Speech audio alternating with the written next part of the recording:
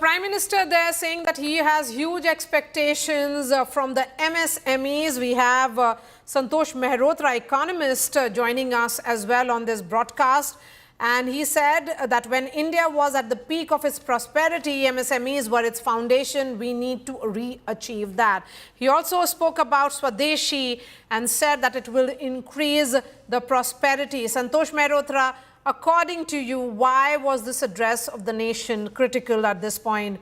Prime Minister says that this is about some kind of utsav which is going to begin. He has called it GST Bachat Utsav.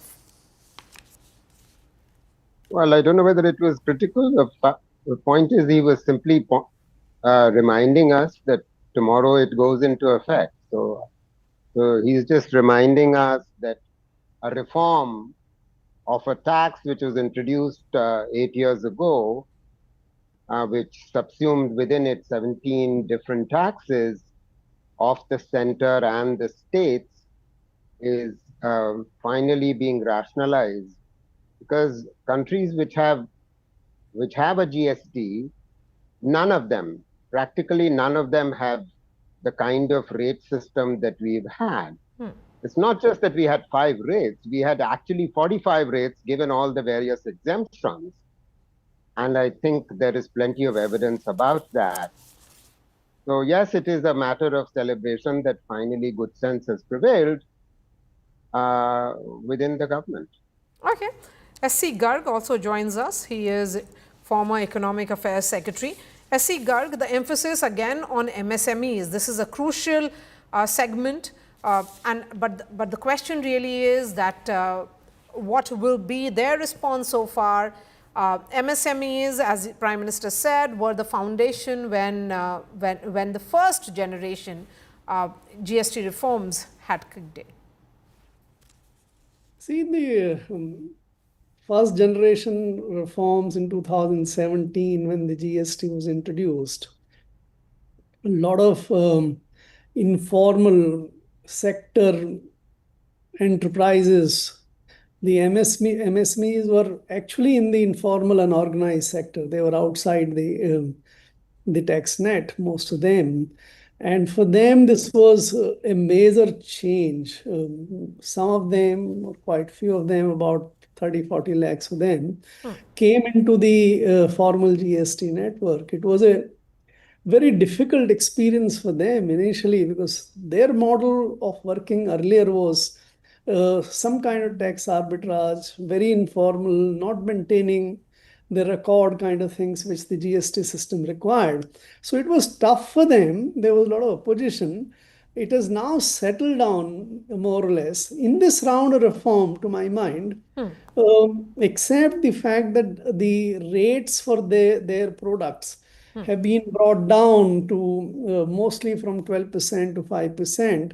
Not many of them are in 18% slab, or earlier were in 28% slab.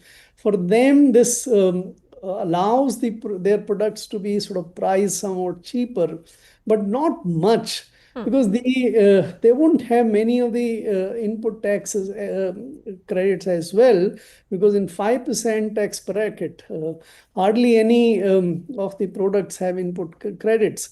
So how much it will benefit the MSMEs, I think is for us to watch. We'll have to wait for seeing that happen. I think it's not a very unblemished or unstinted kind of support or package for the MSMEs. Okay, and he clubbed the direct tax reform which came in 6 months ago, and indirect, which is coming in the form of GST. Mr. Mehrotra, how do you look at that clubbing where he says that this is some kind of a double bonanza which has come in for the middle class?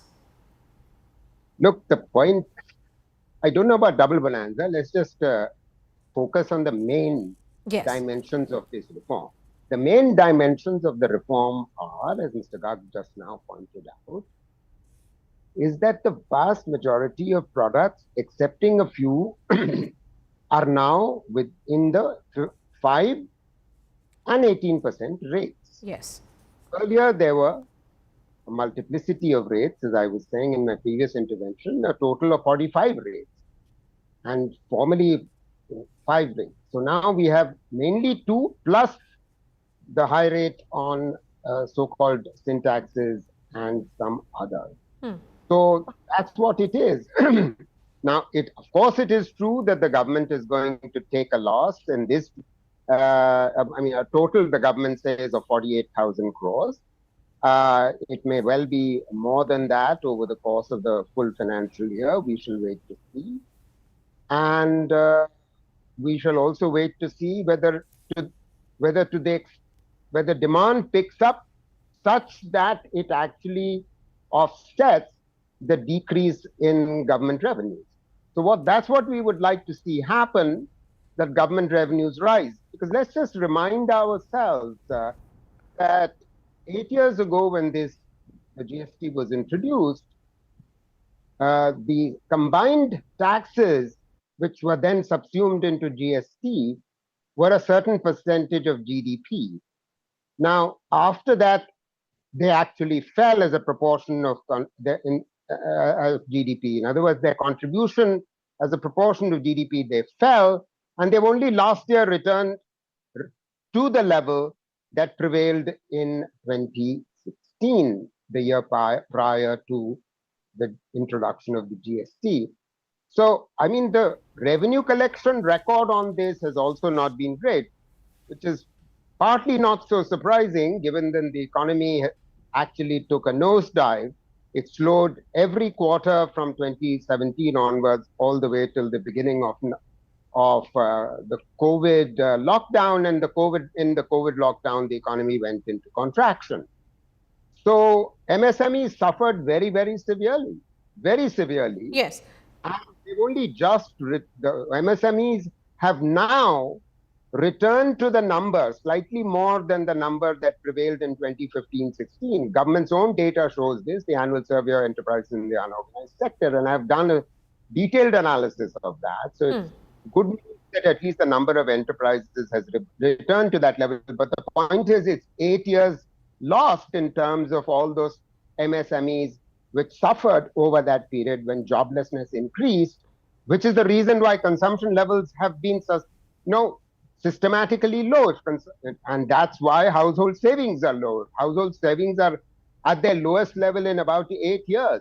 Yes. The other two components of savings, government savings and corporate savings, are doing well, while household savings are not doing so well. Okay. Chetan has also joined us, but before I bring in Chetan, S.E. Garg, how significant is the number which has been quoted by the Prime Minister of expected savings of 2.5 lakh crore from the income tax exemption limit raise, and of course about with regards to the GST reforms for average Indian taxpayers and the MSMEs? I think this is very important. In this entire address, the one thing which I found to be closer to reality was this mention by the Prime Minister that the total sort of pass on or the savings of the people in the form of the income tax relief which was granted in the budget, and now the GST is about 2.5 lakh crore. That's right. We know that the income tax relief was about 1 lakh crore. Therefore, what it gives away now is that the GST reforms will cost about 1.5 lakh crores to the government. Unlike what has been stated so far, that's 48,000 crores or so. My own estimates are 2 lakh crores a year, but 1.5 lakh crore is closer to this. I think it will be very interesting to watch now that what is the impact of this. Clearly, if you take this 1.5 lakh crores or 2 lakh crores or so it's about 12,000 to about 18,000 crores of rupees loss every month, so to say. For last 3 months, the GST growth has been very low at about 6.5% to 7% compared to the last year, much less than the nominal GDP growth.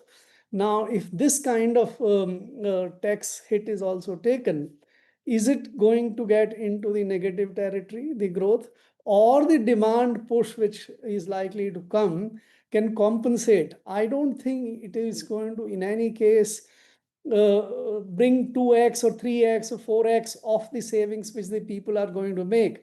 It cannot exceed 1x. and therefore the tax giveaway would actually cost the government more than what the people will get in the form of savings. I want to understand also one more point from you, whether the expected boost in consumption demand because of the income tax rate cuts, which happened in the budget, has kicked in, and what does the evidence really suggest? See, the evidence doesn't suggest that that is playing out. That's what I said. If you look at the last 3 months or 4 months of GST data, the growth, nominal growth in GST collections is only 6.5% to 7%. It's not evenly equal to the nominal GDP growth. Therefore, the income tax benefit, which was passed on with effect from 1st of April, doesn't seem to have resulted into higher consumption.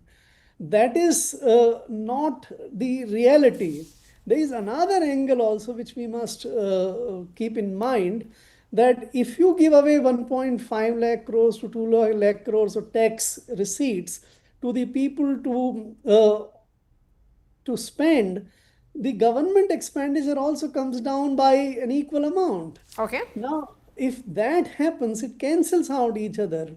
Therefore, this kind of optimistic projections that the tax giveaway leads to very large consumption boost is not correct. Okay. Chetan Bhutani, according to you, the big takeaway? Maria, well, two clear things. It's more than just it meets the eye. First of all, I think Prime Minister made a very clear point and wanted the middle class, the new middle class, to come out and spend, because the government has to complete the deficit of about 48,000 crores, which it will have to do it very soon. Otherwise, GST numbers could go in for a toss. Secondly, what my sources initially told me was the fact that Prime Minister made this clarion call of Made in India and Local for Local, which we first broke exclusively on India Today, was because of the two to three ideal facts. First, of course, was the trade issues with US and, of course, geopolitical barriers. Secondly, with the developments at Chabahar Port, Indian trade is definitely bound to have a negative growth and a negative effect. So Prime Minister reaching out to the people of India, saying that come out, spend, and of course, make in India to make India self-reliant as soon as possible. Okay. Professor Mehrotra, what kind of price cuts do you expect in consumer goods from tomorrow? And to what extent, sir, can we expect this inflation rate to come down in the coming weeks? See, the inflation rate is relatively low as it is, and I think you are pointing out product by product in your ticker as well as the mainstream, what is the reduction in the prices of the individual products. So look, we will, over the next 3 weeks, see a certain bump up as we see every year during the festival season of consumption. However, the real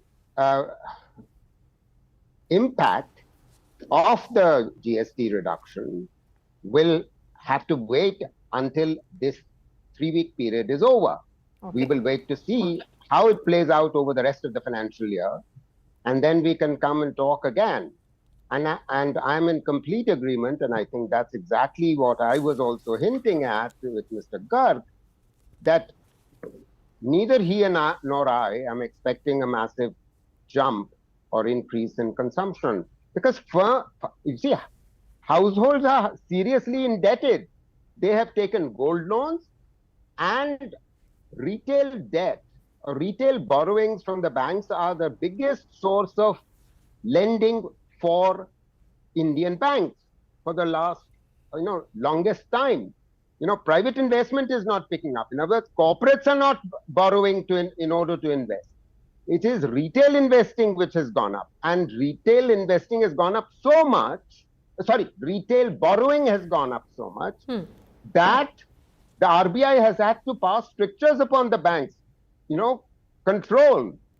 The RBI has told the banks, you have to bring down the rising share of retail debt in your total debt, total extended loans, as soon as possible. You cannot continue on this path. So there's a consumption demand crisis here, which is showing up clearly in reduced household savings as a proportion of GDP, which I talked about. And the foundational reason for that is that jobs are not growing. And it's not just jobs are not growing, real wages are not growing. If real wages are not growing, jobs are not growing in the non-farm sector, while jobs are growing in the farm sector, that's no good for consumption increase. Okay. SC Garg, here is Professor Mehrotra talking about inflation rates which have come down. Then can we expect RBI to cut rates further, and also can we look forward to lower EMIs in the coming weeks or months? See, I think this assessment is correct that the inflation rate will further go down. It's already low. Various analysis suggest that the GST cuts touch about 25 to 30% of the goods basket. And if their cost comes down, definitely the inflation impact would be further more positive. Now, if it comes to, let us say, 2% or 2.5%, though there is a factor which we must always remember, that in India, the inflation is not related to the real factors like what is the RBI rate or interest rate and all. It's more related to the weather patterns, the losses on the agricultural products, food products, and things like that. At this moment, they appear to be favorable. So I see that in a couple of months, for next couple of months, the inflation should be quite subdued. This gives a perfect reason for the RBI to cut their interest rate further. I think they are still very high in the economy. There is no need for that. But there is a problem which the RBI has. If you cut the interest rate down, it impacts the incomes of the banks. It also impacts the financial sector stability, in the sense that today about 60 to 70% of the interest rate on housing loans and others are linked to the repo rate. If they reduce the rate, they have to reduce the interest rate, the charge from the people as well. Their incomes go down. So all these factors go into it. To my mind, there is a full justification for doing it, but I don't think RBI is ready to reduce it further at this moment.